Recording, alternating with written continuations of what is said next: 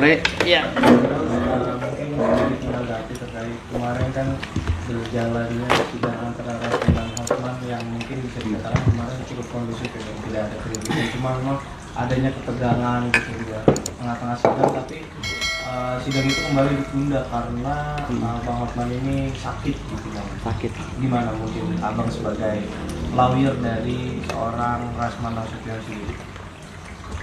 Kalau gua kan udah berkali-kali memperingatkan Bang Hotman kan gitu. Kalau bicara sama gua tuh hati-hati kan gitu. Karena jelek-jelek begini kan gue ini cucunya Sultan yang punya Karuhun. Takutnya dia ketulak gitu. Karena berkali-kali dia kan nyindir-nyindir. Terakhir dia nyindir tuh suruh rumah sakit jiwa itu nangkepin gue ya, seakan-akan menyuruh gue nangkepin gue dan Bang Rasman kan gitu, tangkap gitu kan.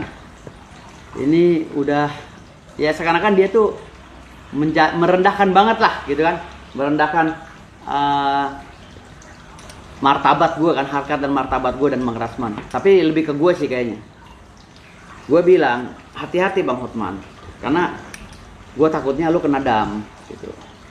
Ingat loh, cucu-cucu Sultan itu dilindungi loh, ya, dilindungi oleh Allah SWT terutamanya, karena mereka langsung terahnya itu langsung dari ada yang dari Hadramaut, ada yang dari Mekah, ada yang dari Irak gitu kan, Al-Baghdadi gitu.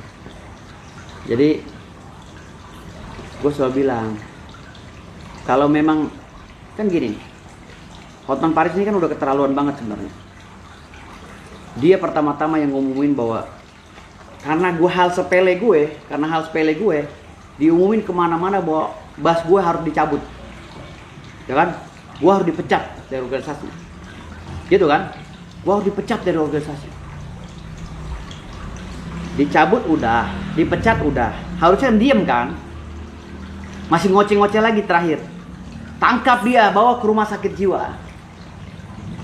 Kan gue udah bilang gak usah ngomongin gue Bang Hotman, karena gue udah gak ngomongin urusan itu kan gitu. Gue udah nasihatin, jangan Bang Hotman, karena gue ini udah gue ngapain ngomongin itu, bikin dia viral aja kan gitu. Gue udah sempat bikin video tuh, video sindiran ke dia. Lu kan udah nih, karena kasus yang mau gue bongkar terkait dengan dugaan pelecehan seksual yang lu lakuin, ya itu baru satu kasus loh. Ada banyak kasus nih, ya kan?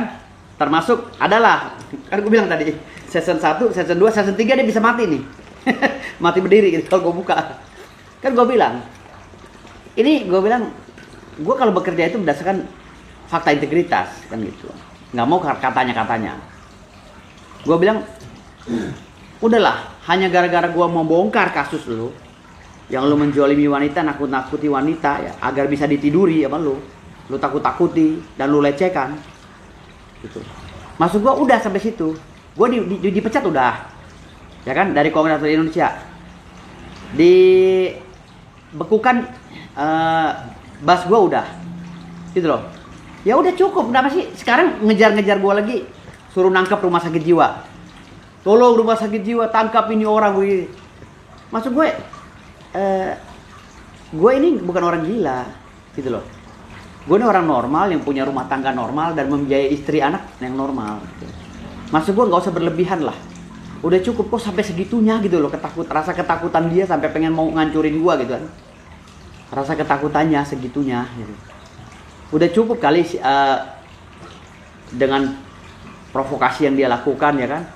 Sehingga MA bergerak membekukan berita acara sumpah gue. Assalamualaikum warahmatullahi wabarakatuh. Selamat datang di channel Saja TV. Apa kabar? Semoga kalian dalam keadaan sehat dan tak kurang suatu apapun. Pertikaian antara Rasman Nasution melawan Hotman Paris menyeret Firdaus Oyobo yang kini izin advokasinya itu dicabut serta berita acara sumpahnya. Dan tentu saja ini menjadi dampak di mana ia tidak bisa menjadi pengacara. Tentu saja, otomatis. Tetapi meskipun ia memiliki dampak tersebut, dia tetap mengungkapkan statement-statement yang sangat menggemparkan, di mana dia pernah mengaku bahwa dia keturunan sultan, terus kemudian dia mempunyai gunung Parung di Bogor, bahkan dia mempunyai gunung di Dompu yang mengandung uranium besar 2000 metric ton. yang dapat menghidupi seluruh masyarakat dunia selama 1000 tahun. Dan kemudian pun dia masih memiliki statement-statement yang menurut saya sangat kontroversial. Namanya Bang Firdaus, menurut saya memang mempunyai pribadi yang sangat karismatik. Seperti apa sih kepribadian dan statement-statement dari Bang Firdaus yang cukup menarik untuk disimak dan direaksi. Berikut videonya. Jangan lupa like, comment, and subscribe. Udah cukup lah kalau bagi manusia yang waras ya, yang normal ya. Tapi bukan di situ aja, dikejar terus. Sampai gue diminta rumah sakit jiwa nangkap gue. Kan apa urusannya gue rumah sakit jiwa nangkap gue? Misalnya sindiran itu terhadap gue. Walaupun tidak secara eksplisit menyebutkan nama gue kan itu. Tapi kan kita orang dewasa tahu, oh nyindirnya kan dia lagi bermasalah dengan gue kan itu. Gue kan selama ini diam. Makanya gue nggak pernah tanggepin dia lagi kan. Nah terakhir sidang Bang Rasman tanggal 20 dengan dia, gue kan nggak datang. Gue izin sama Bang Rasman, Bang, gue izin karena gue mau ada pencalonan sebagai ketua umum Parvi. Gue melawan Kikusumo. Jadi gue nggak bisa tinggal karena kan cuma 2 calon. Dari 5 calon yang mencalonkan, yang gugur kan 3, gitu. Yang 2 ini masih ada gitu. Kan nggak mungkin gue ninggalin juga kan. Akhirnya gue ikut, gue izin sama Bang Rasman. Gue nggak ikut. Gue udah lupain semua. Udah berapa minggu ini gue udah mau lupain gitu loh urusan ini. Males karena ini urusan murahan gitu. Urusan sawah sepetak gitu kan. Tapi yang nggak relevan untuk dibahas gitu. Sampai Mahkamah Agung sampai berguncang-guncang kan gitu. Maksud gue udah ini gitu. Gue udah nasihatin Bang Hotman, nggak usah lalu bahas masalah gue terus, masalah bahas gue masalah apa. Gue ini lagi bahas masalah batu bara gitu. Masalah tambang gitu. Gue aja udah males, gue mau ngelupain itu. Masa sekelas lu pengacara internasional masih ngebahas itu? Kayaknya lo nyari panggung banget kan, gue bilang gitu. Akhirnya masih ngeyel kan, ternyata ada video terbaru kan. Dia nyuruh-nyuruh rumah sakit jiwa nangkap gue. Akhirnya dia masuk rumah sakit kan, ditangkap sama dokter gitu. Luar biasa ya Bang Firdaus ya. Dimana dia memang seorang keturunan sultan. Dimana Pak Hotman harusnya berhati-hati baik dalam pengucapan dan tindakannya kepada Bang Firdaus. Akhirnya yang mengakibatkan Bang Hotman jatuh sakit. Ya memang seperti itu ya, seorang karisma dari Bang Firdaus.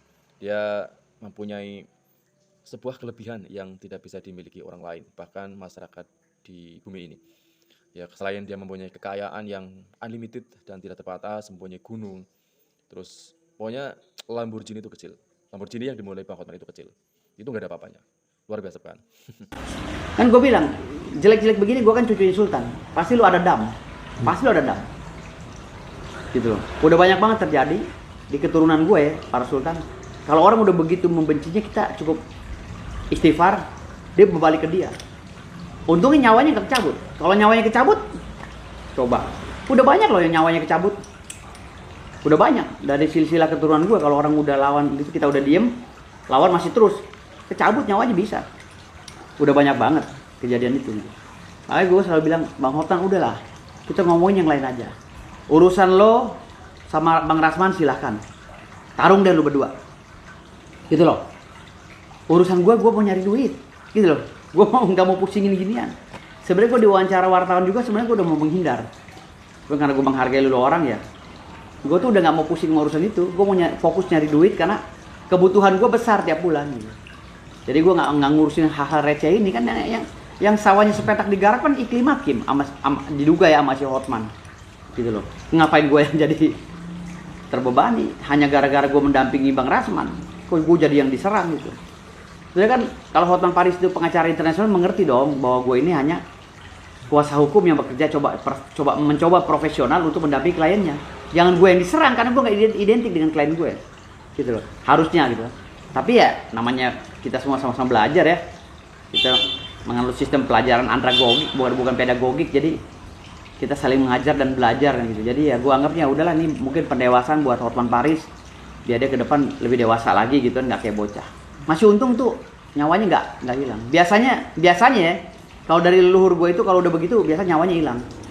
Biasanya gitu loh. Biasa. Tapi masih untung dia masih mungkin teguran dari Allah SWT gitu. Bang, banyak yang mempertanyakan kemarin Abang kenapa nggak hadir sidang, sedikit mempertegas saja Bang, apakah memang karena Abang masih menjadi kuasanya Bang Rasman? Masih. Tadi pagi juga teleponan sama gue Bang Rasman tentang persiapan masih. Jadi cuman gue lebih soft aja ke sekarang gitu, nggak kayak kemarin, agak lebih soft aja, lebih fokus ke urusan gue yang lain gitu, karena kan gue banyak kerjaan juga, ada persidangan gue juga yang telantar kan gitu. Jadi ada beberapa kasus gue juga di beberapa pengadilan yang kalau gue nggak urus tim gue telantar gitu kan. Gitu. Bang, ini kan yang baru juga kemarin ada tim kuasa hukum baru yaitu Bang Herwanto yang ikut juga gabung. Gue nggak ikut dah, gue nggak ikut campur kalau itu. Kalau Herwanto kan kontras sama gue, anaknya songong. Herwanto tuh anaknya songong gitu, bocah baru kemarin tapi songong gitu. Jadi gue nggak tanggepin itu. Terlalu banyak omong, terlalu banyak besar mulut Herwanto tuh. Bang, mengenai kan banyak juga bilang katanya izin bas abang sudah dicabut, abang sudah nggak bersidang, mungkin gimana Bang menanggapi? Gue sidang kemarin sidang. Jadi kalau izin bas dicabut itu hanya nggak boleh mewakili klien aja di persidangan. Tapi kalau mewakili klien di polisian, di kejaksaan dan lain-lainnya masih bisa gitu loh. Kalau untuk sidang ya tetap aja yang sidang rekan-rekan gue yang lain. Misalnya kantor hukum gue, law firm atau firma gue nih, firma M. Firdaus WWS Partner menerima klien, kan gue pimpinannya, gue yang memberikan advice, gue yang menganalisa hukumnya harus kemana kita arahnya, arah gugatannya kemana, arah pembelaannya kemana, kan gue semua. Jadi ada beberapa pengacara di kantor hukum gue ini, mereka lah yang sidang. Hanya itu aja sih. Konsekuensi daripada pembekuan itu hanya kita tidak boleh bersidang. Bukan berarti kita berhenti jadi pengacara. Pengacara jalan terus, firma hukum gue berdiri sendiri kok. Beliau mempunyai firma hukum gue ini, bukan beliau. Firma hukum gue ini adalah perseroan. Sejajar dengan perseroan perusahaan hukum, jadi di situ ada karyawan-karyawannya, ada manajer, ada apa segala itu, yang ada pengacara yang siap mendampingi. Dan meskipun baik Atbas, berita acara sumpah pengacara dan izin advokasi dicabut, Bang Firdaus tetap pede-pede aja dan dia selalu tetap enjoy menikmati hidup ini, di mana firma dari lawyer miliknya itu tetap berjalan dan dia menjadi big boss di mana firma yang dia dirikan. Dan sudah pernah ia katakan bahwa anak buahnya itu dikasih rumah yang seharga 500 jutaan, jadi diberi sawah tanah itu hektaran. Jadi itu it's no problem lah bagi seorang Bang Firdaus. Sudah kita ketahui hartanya unlimited, dia itu nggak ada efek sama sekali. Jadi dia tetap enjoy aja seperti yang dikatakan beberapa waktu lalu. Klien-klien gue ketika ada permasalahan. Mungkin kemarin terakhir bersidangnya kapan Bang? Terakhir tanggal 18 Februari 2025 gue sidang. Alhamdulillah setelah itu ya gue mematahkan bahasa Hotman Paris lagi aja gitu. Katanya gue kalau datang ke pengadilan diusir, diseret, nggak ada yang diseret, nggak ada. Kecuali pidana dan perdata. Kalau gue datang pidana perdata gue sidang atas nama klien tuh udah nggak boleh, gitu loh. Kalau rekan-rekan gue yang lain atas nama kantor gue, law firm M. Firdaus WWS Partner, yang sidang tuh rekan-rekan gue nggak masalah. Namanya nama law firm gue, tapi yang sidang rekan-rekan gue. Memang begitu kan. Dari dulu gue nggak pernah sidang, jarang sidang. Lu lihat aja di video gue, jarang-jarang kan gue sidang. Memang gue leader gitu, jadi lo sidang di sono deh, lo pergi ke Kalimantan, lo sidang sana. Ntar materinya apa kita kupas bareng-bareng, ini apa kita lakukan, tindakan apa kan? Gue yang memberikan masukan, mereka juga memberikan masukan, kan kita sama-sama belajar dan mengajar. Jadi andragogik yang kita jalanin. Jadi nggak ada kaitannya dengan pembekuan gue. Jadi kantor hukum gue tetap jalan sekarang. Bang, tanggal 27 ini kan ada sidang lanjutan ya antara Rasman dan juga Hotman. Mungkin kiranya dari Abang apakah akan ikut hadir juga? Gue nggak hadir. Gue nggak akan hadir karena gue hadir juga buat apa? Kan gue udah dibekuin. Gitu. Paling gue memberikan bantahan-bantahan dan sanggahan di media sosial untuk melawan si Hotman Paris kan gitu. Tapi kalau untuk sidang kan gue bilang gue profesional, gue nggak mau menyakiti Mahkamah Agung. Gue juga menghargai mereka, kan nggak boleh juga kita membangkang kan gitu. Apalagi kita ada masalah yang kemarin itu kan. Terlebih gue udah minta maaf sama Mahkamah Agung, sama Pengadilan Tinggi, sama Kongres Advokat Indonesia ya. Kan ini sedang bergulir semua, jadi gue nggak mau yang ngeyel-ngeyel lah, ngapain gitu loh. Jadi kalau gue nggak boleh sidang, ya ngapain? Gue juga akan bilang Bang Rasman, gue nggak akan mau sidang, gitu loh. Gue nggak mau hadir di persidangan, karena kan gue nggak punya bas. Gitu. Gue akan beralasan sama Bang Rasman, bang, gue nggak ikut sidang karena gue nggak punya bas. Gitu aja udah. Tapi sejauh ini mungkin dari MA ataupun pengadilan tinggi itu kemarin kan abang juga sempat menyurati ya permintaan maaf juga. Apakah sudah ada respon dari dua lembaga ini? Kalau itu masih berjalan ya, respon-responnya alhamdulillah baik, beliau-beliau juga baik. Kebetulan kan gue keluarga besar Mahkamah Agung juga kan, om-om gue juga di sana, om gue, tante gue kan di sana juga, ada yang Hakim Agung juga kan gitu. Jadi mantan Hakim Agung juga ada kan, jadi gue nggak terlalu pusing lah kalau untuk urusan MA. Bang, ada imbas nggak sih bang dari pencabutan bas ini ke penghasilan abang? Imbas ya ada. Penghasilan atau? Oh enggak, penghasilan itu malah nambah klien kemarin. Berarti imbas yang ada bang? Imbas yang ada ya itu sanksi sosial aja, orang dibully apa. Kalau ini kan gue emang dari dulu gue tuh nggak pernah sidang gitu loh. Jarang sidang, jadi dibekukan atau tidak dibekukan nggak ngaruh bagi gue, karena kan gue punya persero, firma hukum gitu, gue direkturnya. Jadi gue nggak pusing gitu. Kantor hukum gue ya tetap melaksanakan kegiatan non litigasi bersama gue. Kalaupun litigasi gue delegasikan rekan-rekan gue sebagai advokat yang lain. Gitu. Bang, untuk terkait apa namanya, ini kan masih banyak juga yang bilang terkait kepemilikan abang tanah yang 100. Oh iya, gue mau jelasin masalah Depok kemarin. Oh, iya, boleh. Masalah gue sidang di Depok. Gue sidang di Depok itu, ya, matiin. Gue sidang di Depok, matiin itu ya teleponnya matiin. Jadi gue di Depok itu, ya, sidang di Depok itu, gue mewakili klien gue, ya, yang tanahnya diserobot oleh Universitas Islam Internasional di Depok, UIN 3. Oke ya, cukup sekian video dari Bang Firdaus yang menyatakan semuanya terkendali, terkontrol, oke-oke saja. Dan seharusnya Bang Hotman, ini pesan dari Bang Firdaus ya, hati-hati dalam berkata dan bertindak kepada Bang Hotman. Oh, maksudnya kepada Bang Firdaus. Bang Firdaus seorang keturunan sultan yang mempunyai nilai lebih dari orang pada umumnya. Dan jika dia tidak berhati-hati, maka dia akan kualat. Seperti itu kira-kira. Oke, cukup sekian video kali ini. Semoga dapat menghibur kalian. Sampai jumpa di video selanjutnya.